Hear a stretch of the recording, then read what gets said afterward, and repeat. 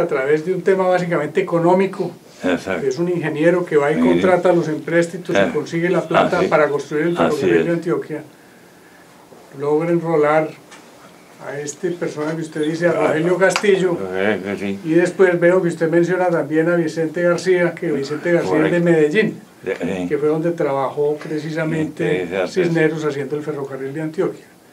Pero me llama la atención que detrás del tema del ideario político hay un tema económico, y nosotros vemos a Cisneros. Medellín tiene tres grandes plazas: la Plaza de Bolívar, el Parque de Berrío y la Plaza de Cisneros. Es la plaza de mercado y es el sitio más popular de la ciudad. O sea, ¿cómo se identifica? Para nosotros, Cisneros, si uno se pone a ver con la estatua que tiene una importancia muy grande en la historia. Pero es más asociado a un tema económico que a un tema político, de idearios o de... Por eso, nos llama la atención en este caso esa relación que existe. Sí, porque ustedes lo conocían como un cubano que había llegado, claro, pero no lo asociaban. Y sin embargo, Cisneros no es solo esa expedición que logra convencer a este hombre, no. Cisneros es responsable tal vez de 6 o 7 de las expediciones que se realizaron en Cuba. Cisneros es una de las grandes figuras, bien desconocidas en la historia nuestra, pero de estas grandes realizaciones, porque nunca se ha destacado al guerrero. Tal vez Cisneros nunca tuvo un arma en la mano, lo que él era un gran organizador. Un hombre que se había graduado ya de ingeniero aquí en los Estados Unidos. Seguramente. Simplemente, sí, pero gracias a él hubo tales expediciones, por lo menos 5 o 6 de las expediciones en que llegaban hombres de otras naciones y armas, las había organizado Cisneros. Así que Cisneros era un gran organizador, y cuando termine esa guerra, en la que había hecho contacto con él al principio porque lo llevó en el 68, y cuando la guerra termina en el 78 es cuando él va a Colombia y hace en Antioquia, que es tan montañosa. Yo estaba allá en Medellín meses viviendo, así que conozco la región. Nosotros somos de Medellín. Sí. Yo soy casi antioqueño. El embajador Larraín tiene la palabra. No, yo simplemente quería agregarle que en el año 1938 triunfa en las elecciones presidenciales en Chile el Frente Popular, hecho un poco a la medida de lo que ocurría en Europa en esa época.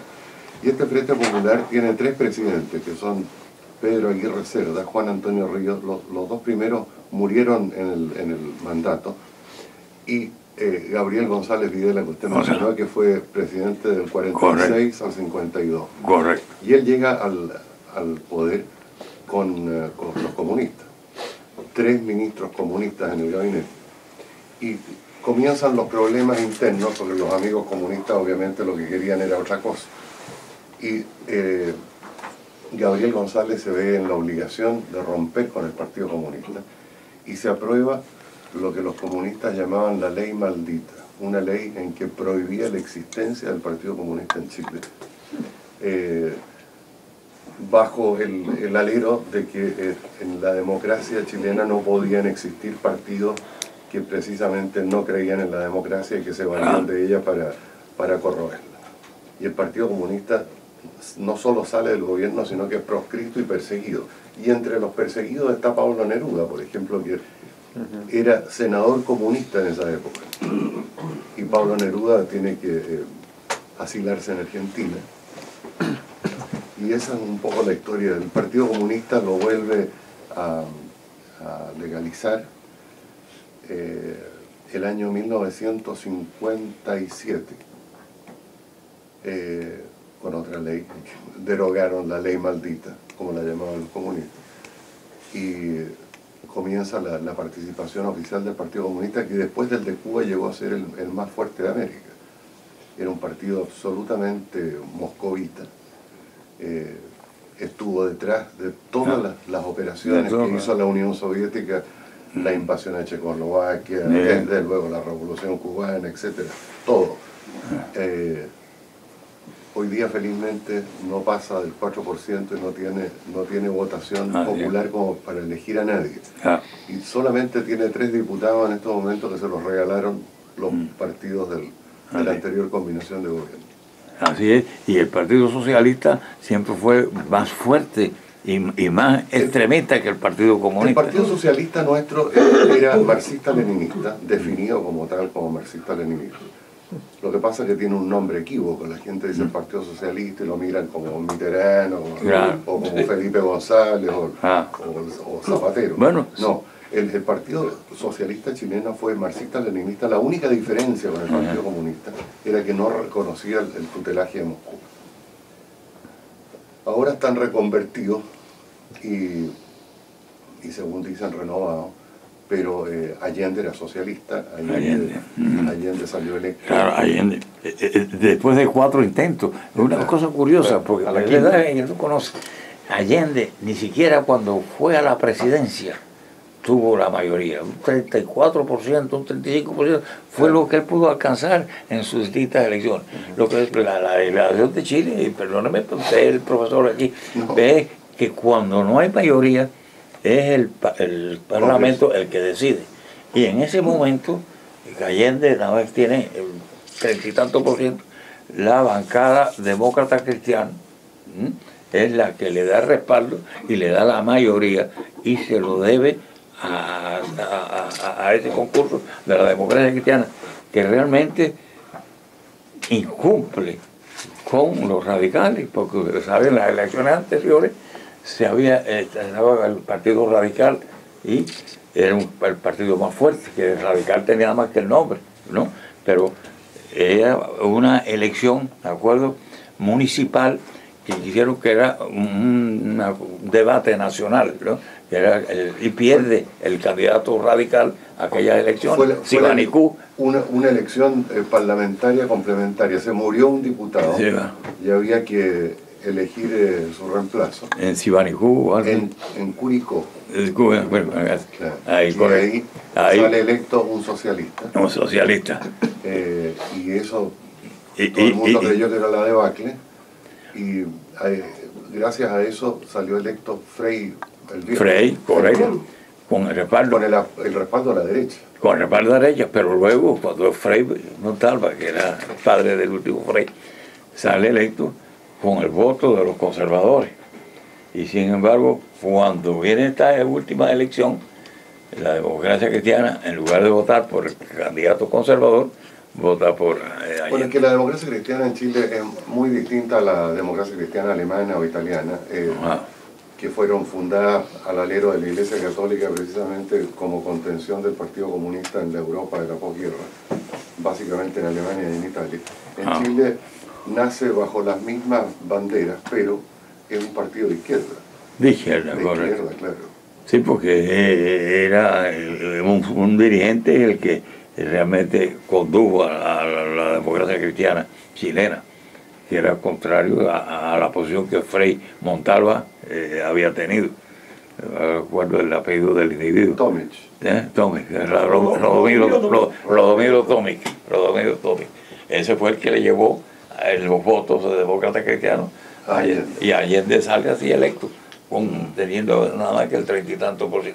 Por eso cuando viene el golpe de Pinochet, la gente se escandaliza, pero si este hombre no representa el sentimiento del pueblo cubano, porque si él obtuvo el 34% de los votos, quiere decir que un 66% de los chilenos lo rechazaron, que prefirieron otro candidato que no fuera Allende. Y eso le pasó, él salió presidente después de la cuarta o quinta elección. La cuarta elección, así mismo, una y otra. Con el Frente de Acción Popular, que era comunista, socialista, Unidad Popular. Y la Unidad Popular después.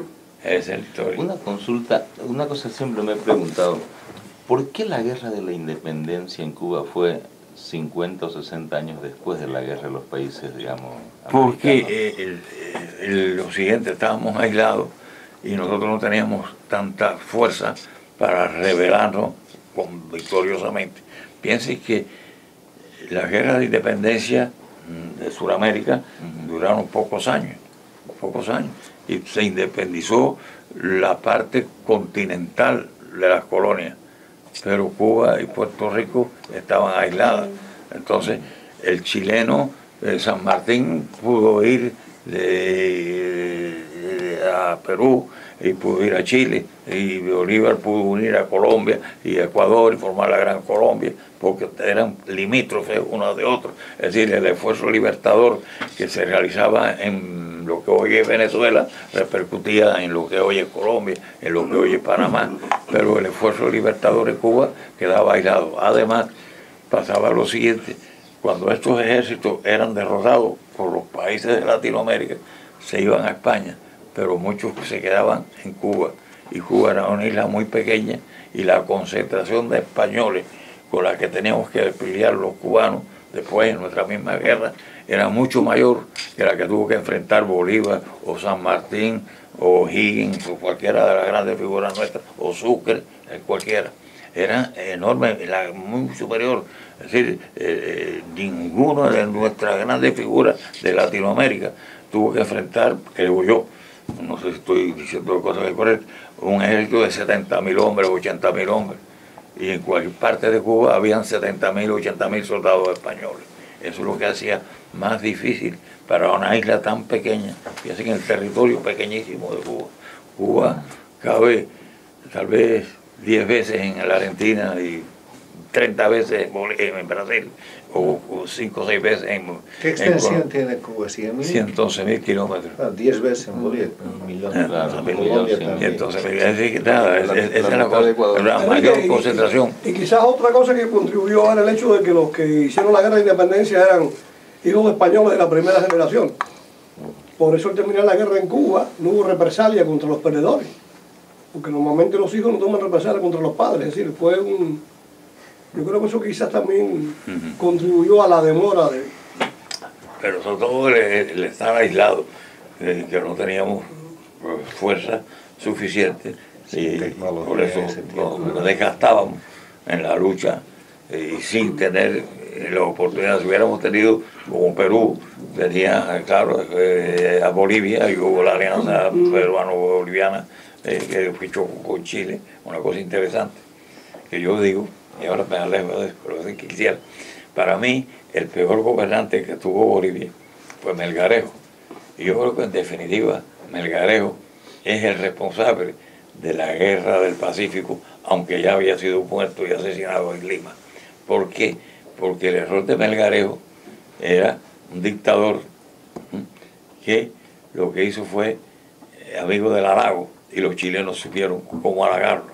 Y entonces vino la concesión de Antofagasta, permitir la llegada de chilenos, y entonces Chile se creyó con derecho a tener allí acceso a esa zona, donde ellos habían sembrado. Y aquí tenemos Chile y tenemos Bolivia, pero eso es lo que yo pienso, que esa guerra pudo haberse evitado si Melgarejo no hubiera hecho esas concesiones y hubieran sido separados las tres naciones, Bolivia, Perú y Chile. Desafortunadamente no pasó así y vino esa confrontación. Pero bueno, eso no tiene que ver con esta parte. ¿Alguna otra pregunta, algún aporte sobre el tema? Bueno, así que muchas gracias. No,